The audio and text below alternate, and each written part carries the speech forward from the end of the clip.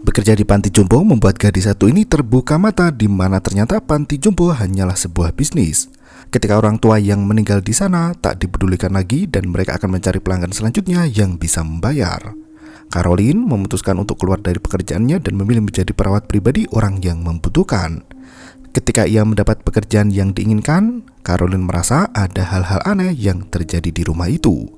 Terutama ketika ia menemukan sebuah pintu di loteng yang tak bisa dibuka.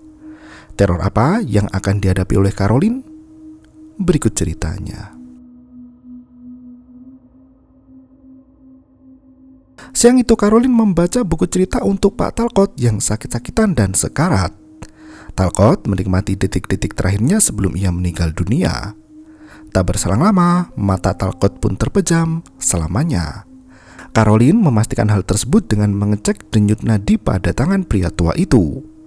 Ia memanggil Audrey yang kebetulan lewat dan memberitahu jika Pak Talcott sudah mati. Audrey tampak biasa saja, seolah hal itu adalah hal yang lumrah.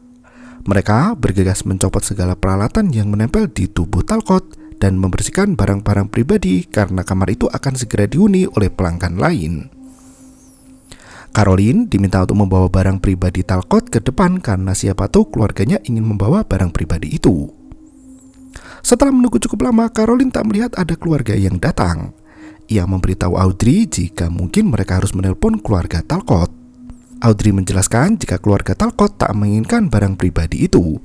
Caroline bisa membuangnya di tempat sampah. Ketika ia membuka kotak sampah, Caroline menemukan banyak barang pribadi yang dibuang. Ia tak tega membuang barang pribadi milik Pak Talcott dan memilih untuk menyimpannya. Sembari pulang ke rumah menggunakan bus umum, Caroline melihat lowongan pekerjaan caretaker dengan gaji 16 juta per minggu. Ia menandai lowongan itu agar bisa segera melamarnya. Malam harinya, Caroline mengunjungi klub malam untuk menemui temannya yang bernama Jill.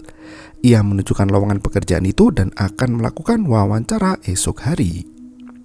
Jill heran dan menanyakan apa yang terjadi dengan pekerjaan Caroline yang sekarang. Gadis itu menjelaskan jika hari itu ia kehilangan seorang pasien bernama Pak Talcott. Begitu pria itu meninggal dunia, pihak panti seolah ingin segera menyingkirkan mayatnya. Caroline menjelaskan jika menurutnya hal itu seperti kurang pantas karena tak ada kepedulian dan terlebih pihak panti hanya memikirkan uang semata. Seharusnya panti jompo menjadi sebuah bisnis perawatan. Jill yang melihat potongan koran itu terkejut karena Terrebonne merupakan daerah rawa-rawa. Caroline meyakinkan jika dengan kemampuannya ia bisa memulai pekerjaan baru dan mendapatkan gaji yang sesuai. Jill kembali mempertanyakan pada temannya apakah pekerjaan yang Caroline ambil akan merubah hidupnya. Caroline sama sekali tak khawatir dengan itu dan ia merasa masih muda, jadi tak masalah jika dirinya akan berubah sedikit-sedikit. Caroline menghabiskan malam itu dengan berjoget sebelum esok hari ia harus memulai perjalanan panjang menuju ke tempat kerja yang baru. Daerah yang Caroline tuju banyak rawa seperti yang Jill katakan. Ia masuk ke halaman rumah yang sangat luas, di mana ada rumah besar di tengahnya.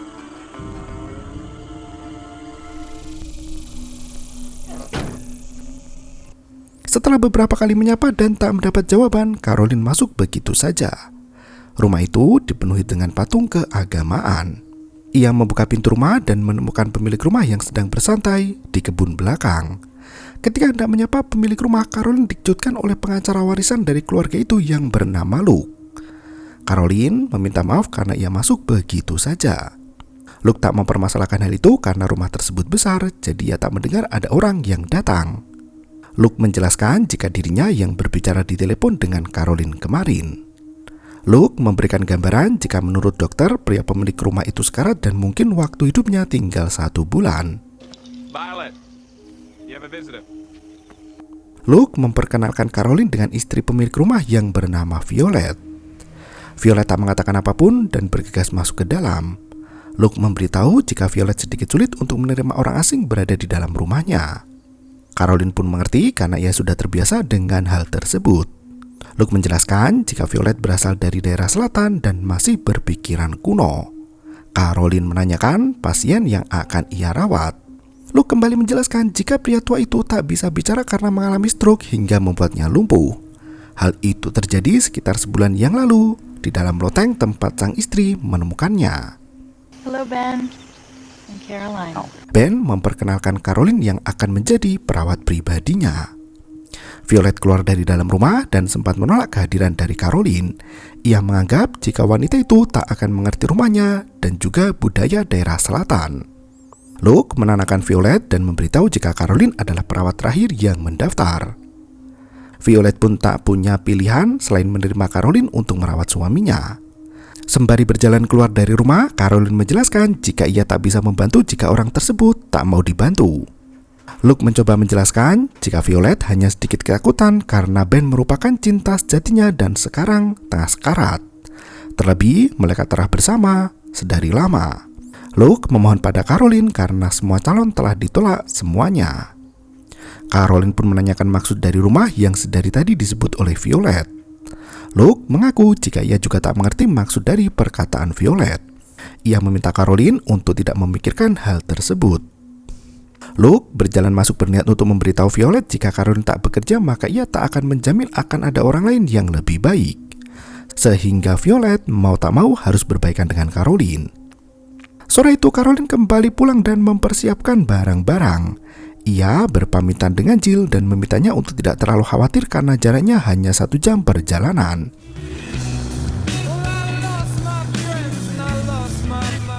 Dalam perjalanan kembali ke rumah Violet, bensin mobil Caroline sudah habis dan ia mengisi di sebuah pom bensin mini.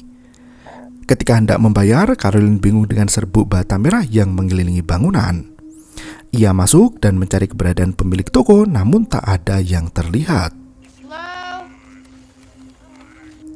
Sosok nenek buta muncul mengejutkan gadis itu. Caroline menjelaskan jika ia hanya ingin membayar bensin. Tiba-tiba pria kulit hitam muncul dari belakang. Sembari memegang pisau dan membuka kerang, pria itu mengatakan jika biayanya $17. Caroline mengeluarkan uang dan segera pergi dari tempat aneh itu. Sesampainya di rumah Violet, Caroline menyiapkan kamar untuk ia istirahat. Ketika masuk ke dalam kamar mandi, Caroline tak mendapati cermin ada di sana. Ia pergi mencari Violet, mengabarkan jika dirinya sudah siap bekerja. Namun lagi-lagi Caroline mendapati cermin yang menghilang dari kamar mandi. Ia masuk ke dalam kamar Ben untuk mengecek keadaan. Merasa jika kamar itu terlalu gelap, Caroline menyalakan lampu dan membetulkan selimut pria itu. Ben justru menggenggam tangan Caroline seolah ada hal yang ingin ia katakan. Caroline tak merasa ada yang aneh dan berusaha melepas tangan pria tua itu karena ia merasa hal tersebut adalah suatu yang biasa.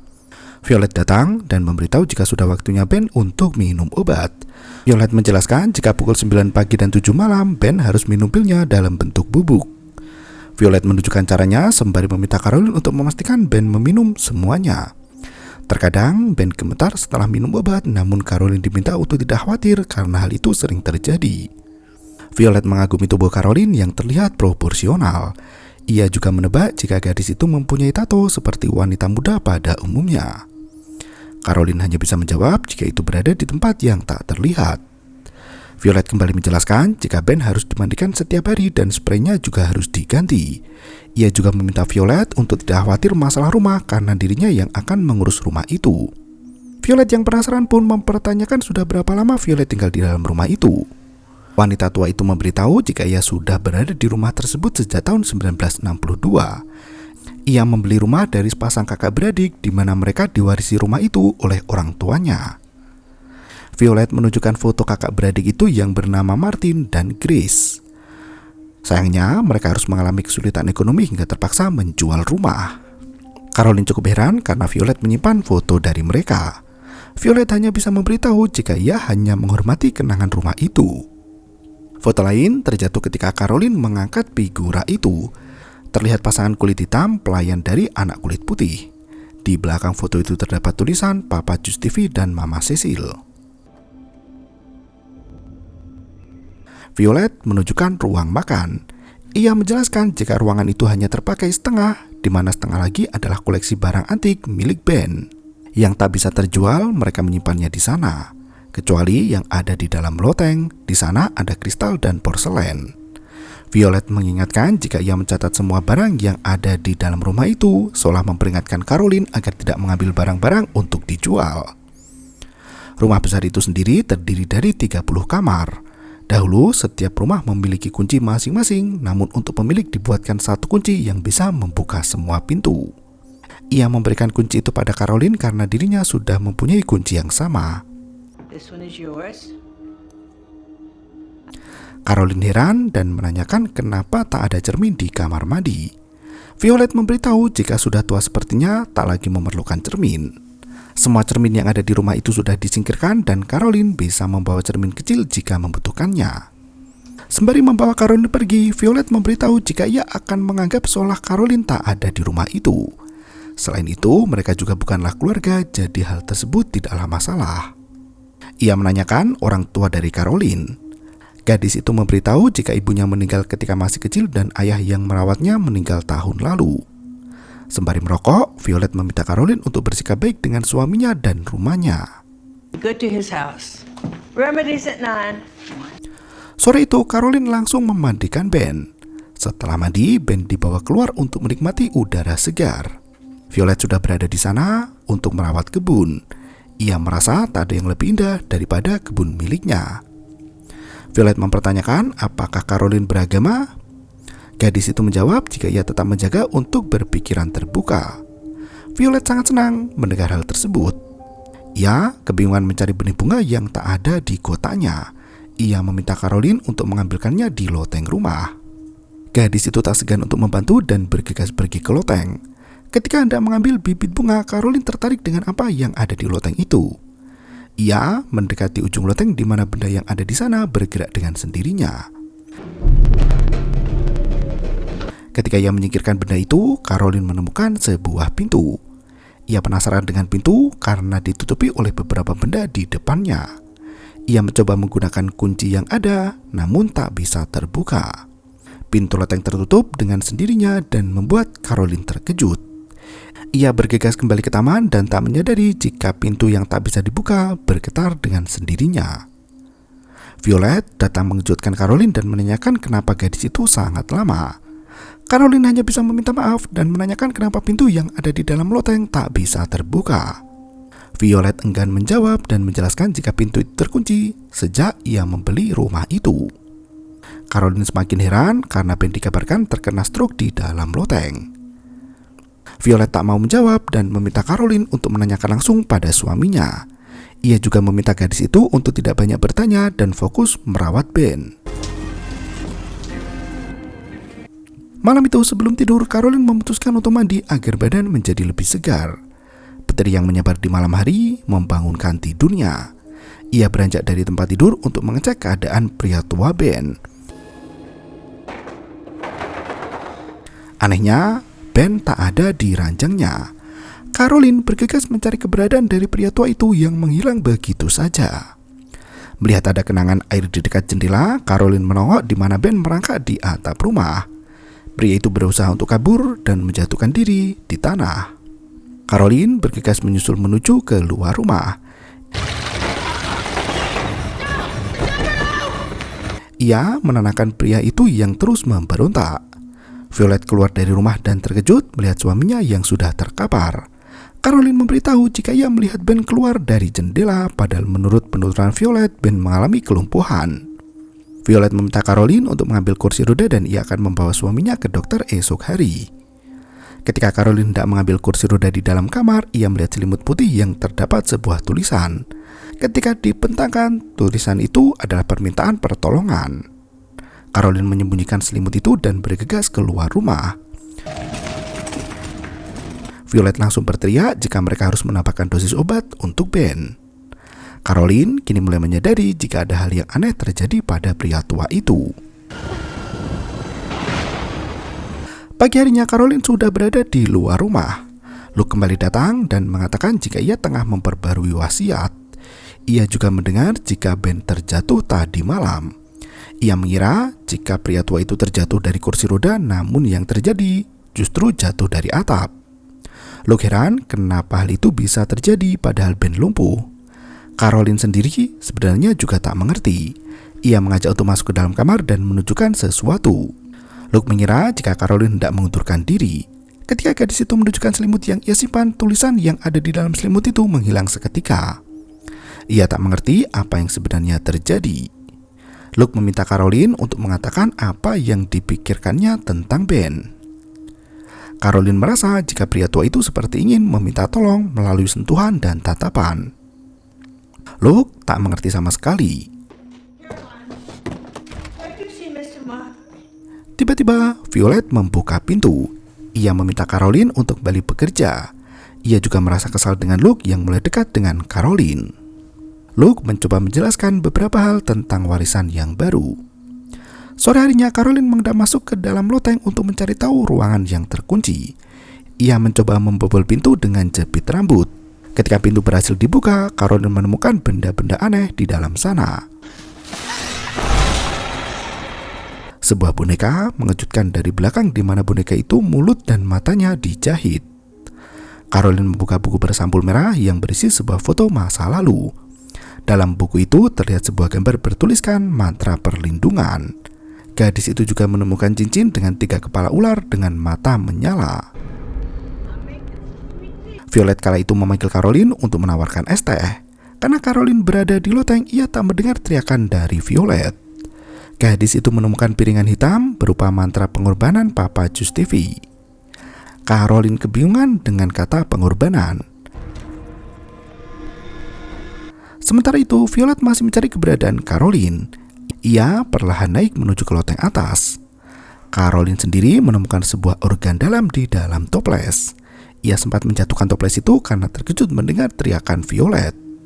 Ia bergegas lari dan bersembunyi. Untungnya ketika Violet masuk ke dalam, Caroline berhasil bersembunyi. Ketika ia hendak keluar, Caroline menemukan banyak cermin yang tertutup kain dan tergeletak di sana. Ketika keadaan telah aman, Caroline bergegas keluar dan memilih untuk pergi sementara dari rumah itu. Ia mendatangi tempat tinggal Jill dan memutar piringan hitam berisi mantra pengorbanan. Jill menanyakan apa yang sedang gadis itu lakukan. Caroline hanya memberitahu jika itu adalah band lokal. Mereka berdua pergi ke klub di mana Caroline menjelaskan jika di dalam rumah itu terdapat sebuah loteng yang tidak biasa. Jill pun mengetahui jika Caroline berada di ruang hoodoo. Caroline mengira jika hal itu sama dengan voodoo. Jill memberitahu jika voodoo adalah sebuah agama yang dibawa para Buddha ke Haiti dari Afrika. Sementara hoodoo adalah ilmu sihir rakyat Amerika dan tak ada hubungannya dengan Tuhan. Berasal dari New Orleans dekat dengan tempat tinggal mereka. Jill memberitahu jika tantenya yang bernama Nola juga melakukan hal tersebut. Menurutnya, hoodoo tak berbahaya. Hal itu hanyalah sebuah psikologis seperti kebanyakan ilmu lainnya. Dan hoodoo tak bisa menyakiti jika orang yang terkena serang tidak mempercayai hal tersebut. Caroline meminta diantar untuk menuju ke tempat di mana tantenya Jill sering berbelanja kebutuhan ritual. Mereka berdua menyusuri jalan hingga Jill meyakini jika tempat itu ada di dalam laundry. Jill hanya mengetahui sebatas itu dan meminta Caroline untuk pergi sendirian. Ketika malam telah larut, Caroline kembali ke rumah Violet. Ia diam-diam masuk ke dalam kamar dan menggantungkan cermin di sana. Ia juga diam-diam masuk ke dalam kamar agar tidak ketahuan Violet. Pagi harinya, Violet yang masuk ke dalam kamar Ben terkejut karena ada cermin. Violet bergegas pergi menuju ke kamar Caroline dan ia memarahi gadis itu karena berani memasang cermin di rumahnya. Caroline memberitahu jika ia membutuhkannya di kamar mandi. Violet yang kesal pun membawa cermin itu dan menyimpannya kembali di gudang loteng. Caroline kini mendesak Violet untuk mengatakan tentang ruang yang ada di dalam loteng. Ia sudah membuka dan masuk ke dalam sana. Jika Violet masih tak mau bicara, ia lebih memilih untuk pergi dari rumah itu. Sembari menghisap rokok, Violet pun menjelaskan jika Caroline bukan berasal dari selatan, jadi tak akan mengerti. Mereka tak bisa sembarangan membuang barang yang ada di sana karena rumah itu milik mereka juga, dan sebagian adalah miliknya. Caroline semakin penasaran dan mempertanyakan kepemilikan rumah yang sebenarnya. Terpaksa, Violet pun membuka cerita di mana 90 tahun yang lalu ada pegawai bank yang tinggal di sana bernama Thorpe. Thorpe menjadi kaya karena menipu orang miskin. Dia tinggal bersama beberapa keluarga dan pelayan bernama Papa Justice dan Mama Cecil. Menurut orang-orang, Thorpe tak tahu jika Papa Justice adalah dokter berkepala dua, di mana ia juga mempelajari sebuah mantra, dan begitu juga dengan Cecil. Mereka berdua sangat percaya dengan hoodoo. Violet menunjukkan ruang dari Justice dan Cecil yang berada di loteng atas. Mereka berdua menjadi terkenal sepanjang sungai karena bisa menyembuhkan orang sakit dan menghukum orang yang jahat. Mencapai tujuan yang baik dengan cara yang buruk menurut orang-orang kulit hitam. Namun sayangnya, Thorpe hanya melihat mereka berdua sebagai pembantu dan membuatnya terus bekerja keras dan selalu menganiaya mereka. Hingga di suatu malam ada sebuah pesta ulang tahun bank. Banyak orang penting yang hadir di sana. Hingga pada akhirnya tiba untuk mengucapkan selamat tinggal. Thorpe dan istrinya mencari keberadaan anak-anak karena beberapa tamu akan segera pulang. Sayangnya mereka tak menemukan keberadaan Martin dan juga Grace. Ia bergegas mencari Grace dan Martin. Kedua anak itu berada di dalam lingkaran lilin di mana Justin dan Cecil kejang-kejang. Orang yang datang mulai menuduh Cecil dan juga Justice mengajari anak menggunakan mantra hoodoo. Grace dan Martin menjelaskan jika semua itu adalah salah mereka karena merekalah yang ingin mempelajari mantra itu. Thorpe dan para tamu yang menggila pun membakar Justice dan juga Cecil di halaman belakang, tepat di depan mereka berdiri.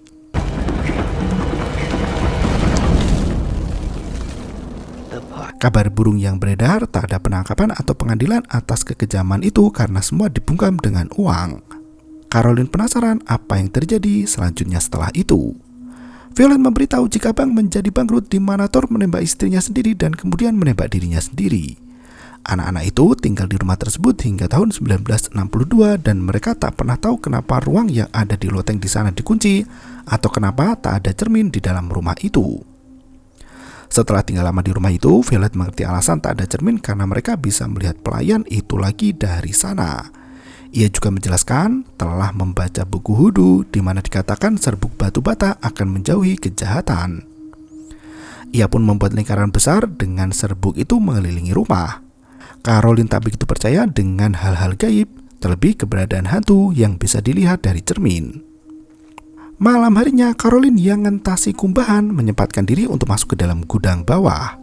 Ia menemukan serbuk batu bata seperti yang Violet ceritakan. Pagi harinya, ketika memandikan Ben, Caroline bercerita jika istri Ben percaya dengan hal gaib dan mengira ada hantu di loteng atas. Saat Caroline mengecek mata karena kecipratan air sabun, ia merasa konyol dengan perkataan dari Violet yang melihat hantu dari cermin. Ia mencoba menunjukkan cermin itu pada Ben hingga pria tua itu menjadi ketakutan. Caroline kini mengira jika Ben juga melihat hantu yang sama seperti yang Violet alami. Siang itu juga Caroline pamit untuk pergi ke kota. Ia masuk ke dalam laundry untuk mencari tahu tentang hoodoo. Ia melintasi serbuk bata merah dan menanyakan kegunaannya. Orang yang ada di sana memberitahu jika orang yang mempunyai niat jahat tak akan bisa melintasi serbuk bata itu. Hal itu digunakan untuk mengetahui siapa musuh mereka. Caroline berkonsultasi jika ia merasa mengenal orang terkena kutukan dan bagaimana cara menghilangkannya. Karena Caroline ingin mengetahui apa yang sebenarnya terjadi pada Ben, ia pun diberikan ramuan dan tata cara melakukan ritual. Caroline pergi ke rumah Jill di mana gadis itu heran dengan Caroline yang pergi ke sana. Ia bahkan meminta temannya itu untuk melupakan pengobatan gaib yang bahkan sebelumnya Caroline tak percaya sama sekali. Caroline bersikeras untuk tetap melakukan ritual itu karena ia tak mau menelantarkan pria tua yang ada di rumah Violet. Malam harinya Caroline mengendap dan mempersiapkan bahan ritual. Sebisa mungkin ia melakukan hal tersebut tanpa diketahui oleh Violet. Setelah semua siap, Caroline memulai ritual berdasarkan petunjuk yang ia dapat dari laundry. Cleanse this man.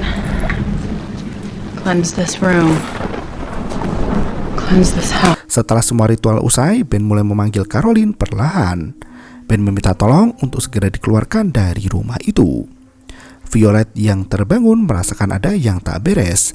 Ia menggedor pintu kamar Ben di mana pria tua itu mulai mengamuk dan menendang meja di atas kasur. Caroline yang panik bergegas membersihkan barang-barang ritual agar tidak ketahuan apa yang telah dilakukannya. Violet membuka paksa pintu rumah itu dan bergegas mendatangi Ben. Caroline mengaku jika Ben tiba-tiba kejang-kejang. Violet meminta gadis itu untuk pergi dari kamarnya segera.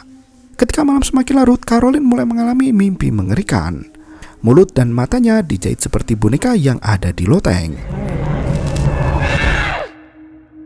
Ia terbangun dengan penuh ketakutan. Musik dinyalakan dan gadis itu mengarahkan cermin ke pintu di mana terlihat pintu tertutup dengan sendirinya.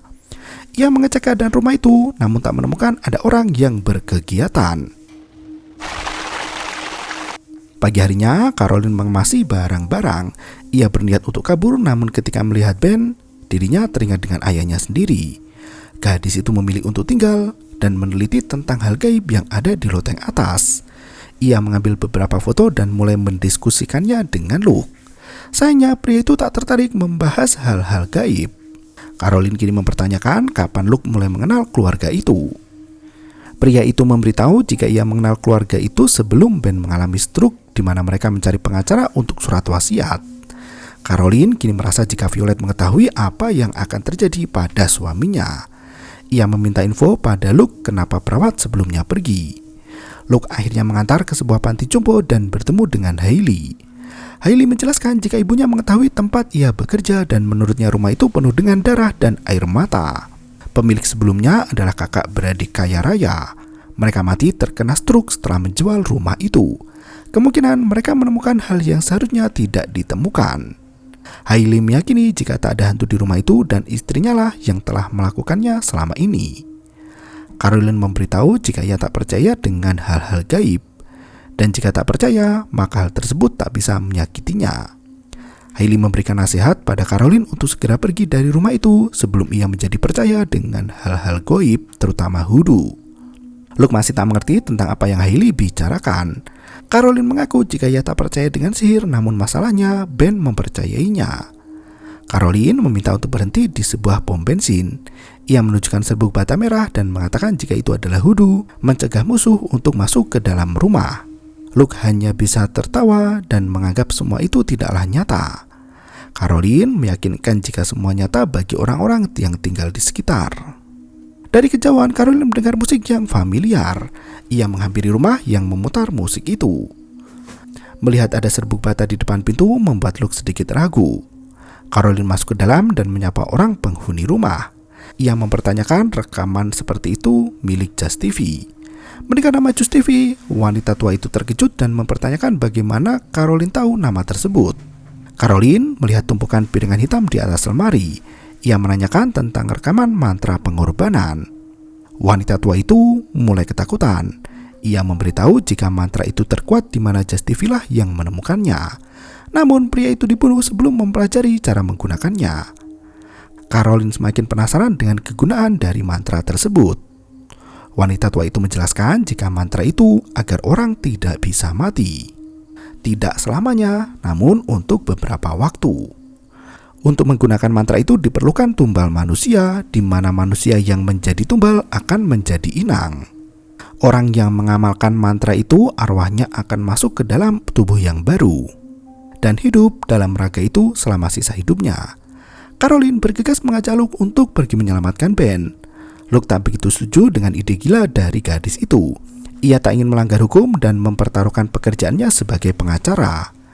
Ia akan membutuhkan surat secara legal dan mereka bisa menyelamatkan Ben esok hari. Caroline pun memilih untuk bergerak sendiri. Ia bergegas kembali ke rumah Violet. Violet sendiri kala itu tengah memasak ayam. Ia mengambil buku mantra di laci dapur dan menyobek salah satu halaman yang berisi gambar dari lingkaran ritual. Caroline yang masuk ke dalam kamar membuka koper kebingungan karena piringan hitam rekaman mantra menghilang begitu saja. Ia bergegas masuk ke dalam gudang dan mengambil serbuk bata merah. Ia menaburkan bata merah itu ke pintu kamar dan menutupinya dengan karpet.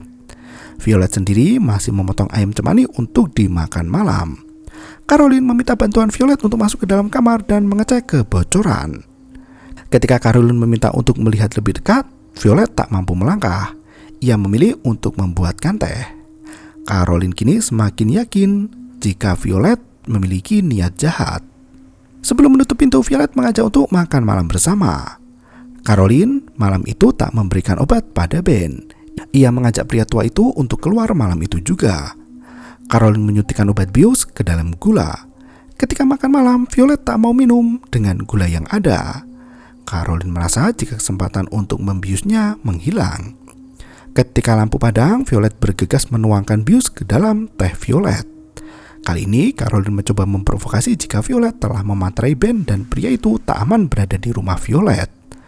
Wanita tua yang kesal itu berdiri hingga tubuhnya mulai lemas dan terjatuh. Violet membuka kertas yang ada di bawah dan mulai menggambar dengan kapur. Caroline langsung merebut kertas itu dan melenggang pergi. Ia membuka lembar kertas dan hanya membaca mantra perlindungan. Ia masuk ke dalam kamar Violet untuk mencari rekaman piringan hitam. Ia juga menemukan lingkaran yang berada di bawah ranjang. Caroline mengacak isi dalam lemari hingga akhirnya ia menemukan rekaman itu. Ia juga menemukan selimut yang bertuliskan tolong yang disimpan oleh Violet selama ini. Caroline bergegas membawa Ben keluar dan memasukkannya ke dalam mobil. Sayangnya gerbang terkunci dengan rantai. Caroline pun mengambil tindakan nekat dengan menabrak gerbang itu. Sayangnya rantai tak berhasil terputus. Violet kala itu mulai tersadar dari pingsannya. Caroline mencoba menerobos gerbang rumah lagi, namun mobilnya justru tergelincir kembali ke dalam depan rumah. Ia mengeluarkan Ben dari mobil yang tak mau menyala. Violet mulai bangkit dan mencari keberadaan gadis itu. Ben sendiri disembunyikan di dalam gudang. Dengan menggunakan senjata, Violet memburu Caroline. Gadis itu berhasil kabur dengan menggunakan perahu kecil yang ada di pinggir rawa. Ia pergi ke kota dan mendatangi kantor Luke. Caroline mengajak Luke untuk menyelamatkan Ben. Luke tak mau gegabah. Ia mendapat telepon dan pergi meninggalkan Caroline begitu saja. Caroline yang mendengar musik di piringan hitam merasa tak asing dengan lagu itu karena sering diputar di rumah Violet. Ketika ia mengecek buku yang ada di atas meja, Caroline menemukan fotonya sendiri sebelum kerja di tempat Violet. Selain itu, terdapat cincin yang sama seperti yang ia temukan di loteng rumah. Ada sebuah kunci di mana ia meyakini jika kunci itu adalah kunci dari ruang rahasia loteng atas. Tiba-tiba, Luke menyerang Caroline dari belakang hingga gadis itu pingsan. Ia dibawa kembali ke rumah Violet. Caroline diseret masuk ke dalam rumah. Violet memaksa Caroline untuk memberitahu keberadaan Ben. Gadis itu pun mengatakan jika Ben ada di gudang. Caroline kini menyadari jika Luke adalah sekongkolan dari Violet. Ia pergi masuk ke dalam kamar yang sebelumnya sudah ditaburi bata merah. Ia bersembunyi dari kejaran Luke. Sementara itu Ben berusaha menyerang Violet dengan menggunakan gunting rumput namun gagal. Caroline kabur melalui jendela. Ia berusaha melepaskan diri dan masuk ke dalam kamar Violet. Botol berisi bubuk bata merah dibawa dan digunakan untuk memblokir pintu agar Violet dan Luke tidak bisa masuk ke dalam. Namun sayang, Violet sudah berada di dalam rumah itu dan meniupkan bubuk yang membuat pandangan Caroline buyar. Mereka saling bertarung di mana Caroline berhasil membuang Violet ke lantai bawah. Ia bergegas sembunyi dan menelpon polisi untuk meminta bantuan. Di saat yang bersamaan, Violet naik menggunakan lift rumah itu. Caroline menelpon Jill dan menjelaskan jika hoodoo itu nyata adanya. Ia percaya karena selama ini telah mengalaminya sendiri. Tiba-tiba telepon terputus karena diputus oleh Violet yang merangkak naik. Caroline naik ke atas loteng dan menemukan ada lilin di sana.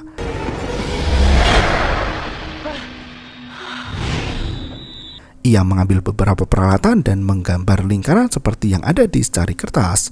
Bahkan ia menggunakan darahnya sendiri sebagai syarat membuat perlindungan. Setelah lingkaran itu selesai, Violet datang dengan merangkak. Ia menarik cermin dan berlindung di belakangnya. Caroline meminta wanita tua itu untuk mundur karena kini ia dalam perlindungan. Violet tertawa dan menjelaskan jika lingkaran itu adalah untuk melindungi yang ada di dalam agar tidak bisa keluar.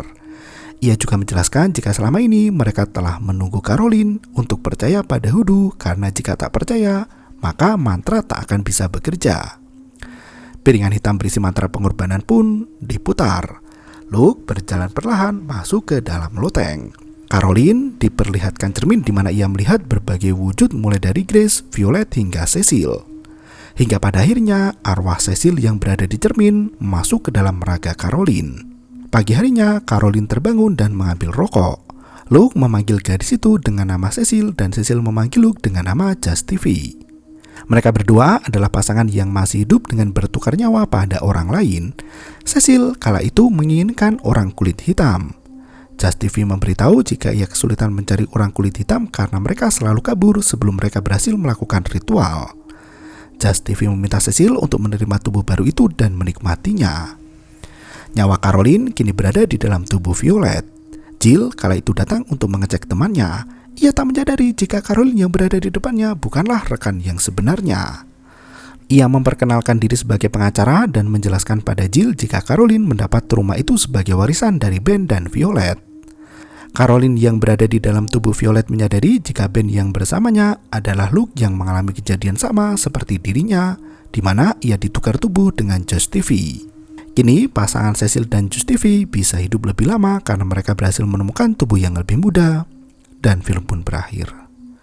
Josh TV dan Cecil melakukan perpindahan nyawa pada Grace dan Martin, anak dari pegawai Bank Thorpe. Mereka hidup dan tumbuh dalam tubuh anak itu hingga ketika tua mereka mencari inang, yaitu Ben dan Violet. Karena Ben sudah sakit-sakitan, Josh TV mencari korban lain, yaitu pengacara keluarga bernama Luke. Sementara Violet mendapat Caroline yang cukup kesulitan melakukan tukar nyawa karena gadis itu tak percaya dengan hal mistis. Hingga pada akhirnya Caroline percaya dan Cecil berhasil masuk ke dalam tubuh Caroline, sementara Caroline masuk ke dalam tubuh Violet yang sudah tua dan menunggu untuk mati. Begitu juga dengan Luke yang berada di dalam tubuh Ben. Terima kasih dan sampai jumpa. Yo, bermau itu ketarep.